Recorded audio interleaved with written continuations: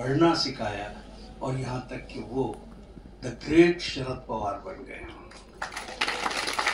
अगर आप उनकी इब्तदाई जिंदगी का मुताला करेंगे तो आपको पता चलेगा कि शरद पवार जी ने कितनी मेहनत की है। उनकी जो स्ट्रगल की जिंदगी है जो इस किताब में मौजूद है, मैं ख़ास तौर पर शेषराव जी चौहान साहब का बेहद ममनून हूँ कि उन्होंने एक सही शख्सियत का इंतखाब किया और एक भरपूर किताब लिखी, एक ऐसी किताब जिसमें मैं समझता हूँ कि शरद पवार जी का एक एक कारनामा, उनकी जिंदगी का एक एक वाकया, अच्छे बुरे दिन, फैसले, सारी चीजें उसमें तफसील के साथ मौजूद है। देखिए, जब अल्लाह किसी से काम लेना चाहता है तो उस शख्स को पैदा भी करता है और उसके अतराफ माहौल भी वैसा बना कर देता है। शरद पवार जी जिस वक्त पैदा हुए तो उनकी वालिदा सियासत में हिस्सा ले रही थी।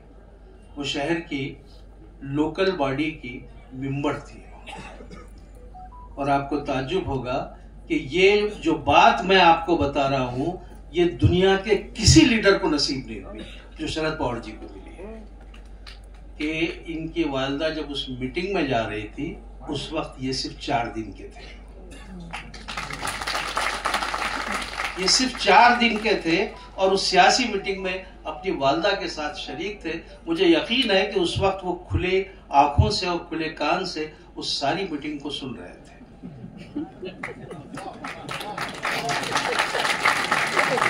तो अल्लाह जो है तरबियत करता है। अल्लाह जब किसी से काम लेना चाहता है तो उसकी तरबियत करता है। दूसरी बात कि इनकी वालिदा चूंकि पढ़ी लिखी खातून थी, उन्होंने इनकी पढ़ाई पर खुसूसी तवज्जो दी। प्राइमरी का जो इनका अहवाल है वो काटेवाड़ी नाम का एक गांव था, वहां से इन्होंने 4थी कामयाब किया। लेकिन वालिदा ने इनको उसी दिन इनके जहन में ये बात डाल दी थी कि आपको किताबें पढ़ना चाहिए, आपको मुताला करना चाहिए।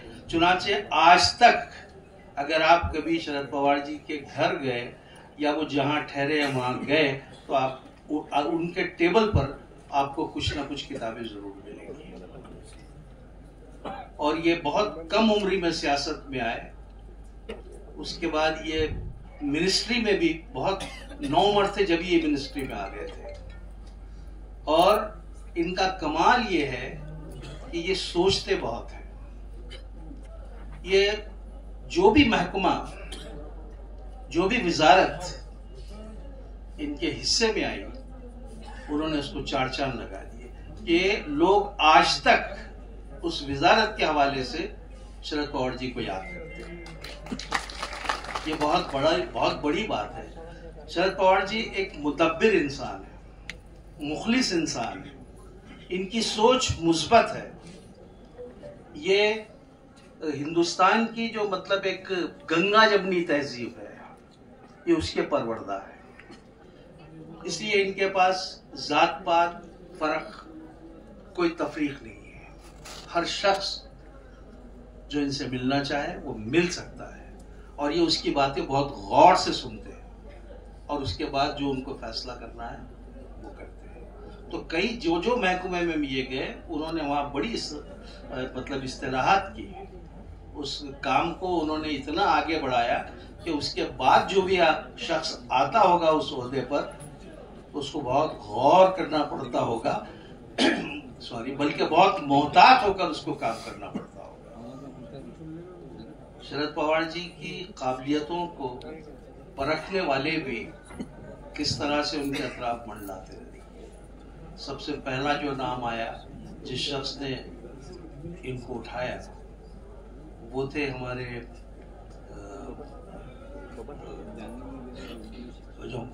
यशवंत राव चौहान जी।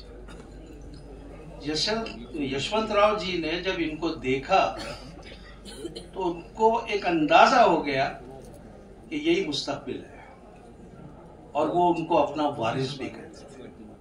उसके बाद है तो वो उनकी वालिदा से मिले और उन्होंने कहा कि मैं इसको सियासत में लेना चाहता हूँ।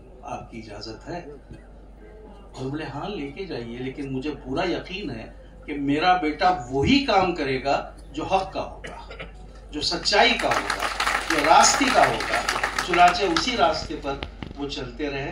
बहुत बातें शरद पवार जी के बारे में कहने के लिए, लेकिन यह वक्त बहुत कम है।